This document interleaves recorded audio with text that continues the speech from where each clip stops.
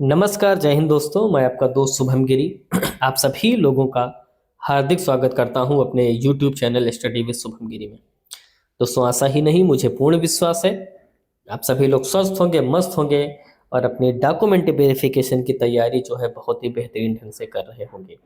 दोस्तों, आप सभी लोगों को पता है कि वेटिंग लिस्ट की जो डॉक्यूमेंट वेरिफिकेशन प्रक्रिया है वो 26 दिसंबर से शुरू हो रही है और ये आपकी दोस्तों फरवरी तक लगभग उधर चलती रहेगी। और दोनों लिस्ट आ चुकी हैं, चाहे वो टीचिंग की हो चाहे वो नॉन टीचिंग की हो। मगर इन सभी के बीच में दो प्रश्न सबसे ज़्यादा पूछे जा रहे हैं और हमारे भाई बहन काफ़ी उत्साहित भी हैं वेटिंग लिस्ट में नाम आने के बाद। पहला सवाल कि सर हमारी ज्वाइनिंग कब तक हो सकती है। सेकंड, क्या जितने भी लोगों का वेटिंग लिस्ट में नाम है क्या इन सभी लोगों को ज्वाइनिंग मिलेगी या नहीं। ये दो ऐसे सवाल हैं जो सभी को परेशान कर रहे हैं। तो आज की जो मेरी वीडियो है वेटिंग लिस्ट को लेकर के इन्हीं दो प्रश्नों पर बेस्ड है कि क्या ज्वाइनिंग सभी को मिलेगी और दूसरा ज्वाइनिंग कब तक हो सकती है। तो दोस्तों, अगर आपको संपूर्ण जानकारी चाहिए विधिवत तो आप प्लीज़ हमारे चैनल पर बने रहें और वीडियो के अंत तक बने रहें। हम एक संपूर्ण डिस्कशन करेंगे और आपके सभी जो क्वेरीज हैं उनका जवाब मैं इस वीडियो में देने वाला हूं। दोस्तों, अगर आप हमारे चैनल पर नए हैं तो प्लीज़ हमारे चैनल स्टडी विद शुभम गिरी को जरूर सब्सक्राइब करें और बेल आइकन को जरूर प्रेस करें ताकि मेरी आने वाली सारी वीडियोज़ की नोटिफिकेशन आपको मिलती रहे। तो चलिए दोस्तों, अपने व्हाइट बोर्ड पर चलते हैं और आज का डिस्कशन शुरू करते हैं। दोस्तों, ये जो मैंने लिस्ट खोली है ये 17 दिसंबर को आई थी डॉक्यूमेंट वेरिफिकेशन की, ठीक है। और इसके माध्यम से मैं आपकी जितने भी क्वेरीज हैं उनके सभी के जवाब दूंगा। इसमें मैं आपको पहले तो मैं लास्ट डेट आपको दिखा दूं कि कब तक जो है डॉक्यूमेंट वेरिफिकेशन चलेगा। देखिए, अगर इसमें आप लास्ट डेट देखेंगे तो 24 जनवरी लिखा हुआ है डॉक्यूमेंट वेरिफिकेशन की, ठीक है। और दूसरी बात यह है कि अगर अन्य लिस्ट आती है तो हो सकता है फरवरी तक खिंच सकता है डॉक्यूमेंट वेरिफिकेशन, मगर अन्य कोई लिस्ट नहीं आती है तो 24 जनवरी तक आपकी जो डॉक्यूमेंट वेरिफिकेशन की जो प्रक्रिया है वो कंप्लीट हो जाएगी, ठीक है। अब इस लेटर में बहुत सारी चीज़ें ऐसी हैं जिनमें मैं आपको दिखाऊंगा कि क्या सभी लोगों का ज्वाइनिंग मिलेगी या नहीं मिलेगी। सबसे पहले तो मैं आपको ये बता दूं कि ज्वाइनिंग कब तक होगी, है ना। इसके ऊपर मैं पहले बात कर लेता हूँ, उसके बाद कितने लोगों को ज्वाइनिंग मिलेगी इसके ऊपर भी चर्चा हम करेंगे। तो चलिए इसके हम डिस्कशन पहले कर लेते हैं। दोस्तों, आप सभी लोगों को पता है, मैंने भी आपको दिखाया भी कि 24 जनवरी तक आपकी डॉक्यूमेंट वेरिफिकेशन प्रक्रिया चलेगी जो 26 दिसंबर से शुरू हो रही है, ठीक है। यानी कि हम कह सकते हैं कि जनवरी पूरा जो है निकल जाएगा। अब हमारे पास जो सेशन होता है जो चलता है वो आपका फरवरी प्लस मार्च 2 महीने बचे हैं, ठीक है। और आप सभी लोगों को पता है कि फरवरी और मार्च में बोर्ड एग्जाम होते हैं। आप सभी लोग इस बात से सहमत होंगे कि बोर्ड एग्जाम होते हैं भाई फरवरी मार्च में, चाहे सीबीएसई बोर्ड हो और चाहे ही आपका यूपी बोर्ड हो। लेकिन आपके जितने भी हमारे स्कूल हैं सारे सीबीएसई बोर्ड के इंग्लिश मीडियम स्कूल चलते हैं, तो वहाँ सीबीएसई वाले रूल्स चलेंगे। तो मार्च तक तो आपका दोस्तों हो गया पुराना सेशन, एग्जाम वगैरह निपटेंगे। 1 अप्रैल से नया सेशन शुरू होता है, 1 अप्रैल से नया सेशन शुरू होता है। अगर पिछली ज्वाइनिंग की बात करें दोस्तों तो जो पिछली ज्वाइनिंग है, जो पहला चरण कंप्लीट हो चुका है, उसमें जून में ज्वाइनिंग शुरू हुई थी, ठीक है। और मैं बताऊं आपको कि सेशन आपका 1 अप्रैल से शुरू होता है और मई और जून में तो आपको इधर को पता है कि भाई कुछ छुट्टियां होती हैं, ग्रीष्मकालीन अवकाश होते हैं।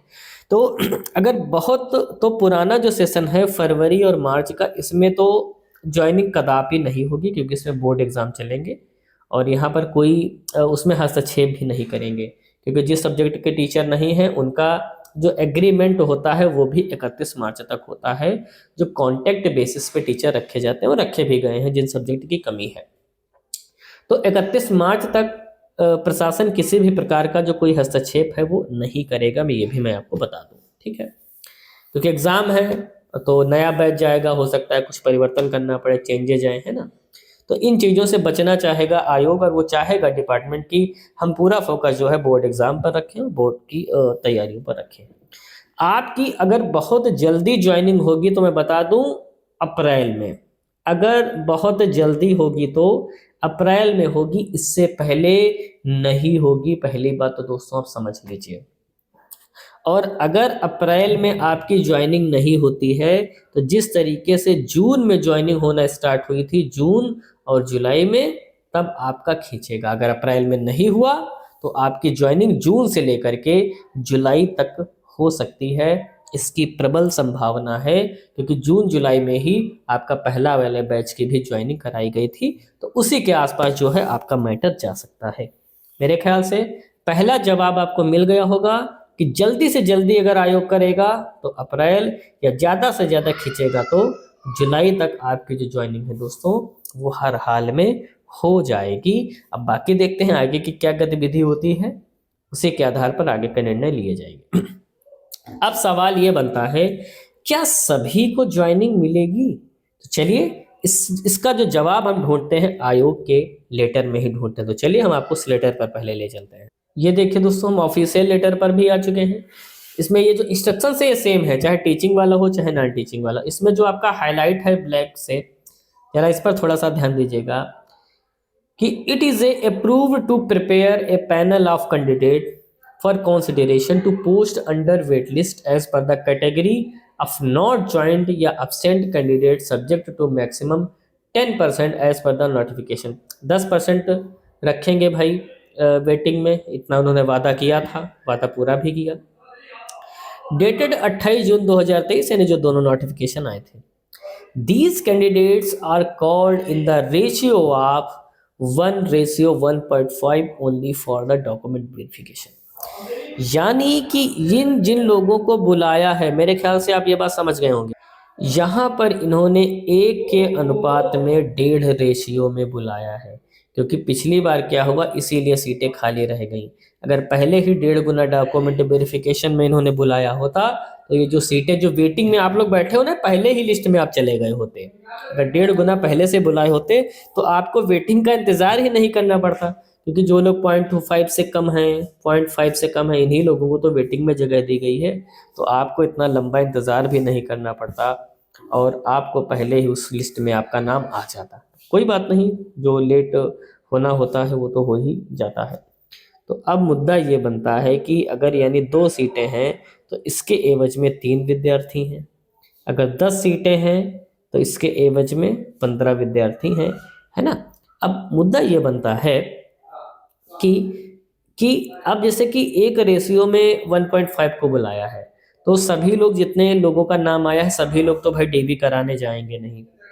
अगर 80% भी जाते हैं, यानी कि हम ये कह सकते हैं कि इसमें भी 1 के अनुपात में रह जाएगा तो 1.2 या 1.3 ही रह जाएगा। ज़्यादा से ज़्यादा 80% लोग डीबी कराने जाएंगे या 90% कराने जाएंगे। 100% तो डीबी कराने नहीं ही जाएंगे। बहुत सारे लोग होंगे जिनका चयन कहीं ना कहीं हो गया होगा, है ना, और बहुत सारे लोग इच्छुक नहीं होंगे। बहुत सारे लोग ऐसे होंगे देख करके अरे बड़ी दूर दूर हो रही है। तो इस तरीके की चीज़ें हो चुकी हैं। तो दोस्तों एक बात सत्य है कि जितने भी लोगों का वेटिंग लिस्ट में नाम है, इन सबको ज्वाइनिंग नहीं मिलेगी, सबको नहीं मिलेगी। इसमें जो टॉप के ऊपर होंगे उन्हीं को ज्वाइनिंग मिलेगी। यानी कह सकते हैं कि अगर 15 लोगों को हैं और सीट वहाँ पर 10 हैं तो 10 को ज्वाइनिंग मिलेगी, 5 को नहीं मिलेगी, क्योंकि उन्होंने 1.5 गुना ऑलरेडी बुलाया है।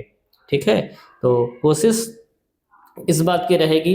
अब ये डिपेंड करेगा कि आपके कितने नंबर हैं, आप किस पोजीशन पे हैं। अब जो वो अगली मेरिट लिस्ट निकालेंगे वो इसी लिस्ट से निकालेंगे और ऊपर वाले जो कैंडिडेट हैं वो ले लिए जाएंगे। मगर मैं आप सभी लोगों के लिए प्रार्थना करता हूँ माँ सरस्वती की, है माँ सरस्वती, जितने भी लोगों का नाम आया है उन सभी का सिलेक्शन हो, क्योंकि बहुत सारे लोग नहीं ज्वाइन करेंगे और वो अनुपात 1:1 में रह जाए। और जितने भी लोग नौकरी करना चाहते हैं उनको ज़रूर मिल जाए। और मेरी ये जो तमन्ना है माँ सरस्वती दोस्तों ज़रूर सुनेगी और किसी को निराश ना होना पड़े, ऐसी मैं आशा करता हूँ ईश्वर से। तो दोस्तों ये आज का पूरा डिस्कशन था, एनालिसिस था। कितना आप सहमत हैं, कितना नहीं सहमत हैं, प्लीज़ कमेंट करके बताइएगा, हमें आपके कमेंट का इंतज़ार रहेगा। अगर वीडियो अच्छी लगी हो तो प्लीज़ लाइक करिएगा, शेयर भी करिएगा, और आपको लगता हो कि हम आपके काम की वीडियोस बना रहे हैं तो आप प्लीज़ हमारे चैनल को सब्सक्राइब जरूर करिएगा। तो आज की वीडियो में बस इतना ही रखता हूँ। जैसे ही मुझे अन्य कोई अपडेट मिलेगी मैं तुरंत उपस्थित हो जाऊँगा आपके समक्ष नई वीडियो लेकर के। तब तक आप सभी लोग अच्छे से अपना ख्याल रखिएगा और मेरे साथ बोलिए जय हिंद, जय भारत।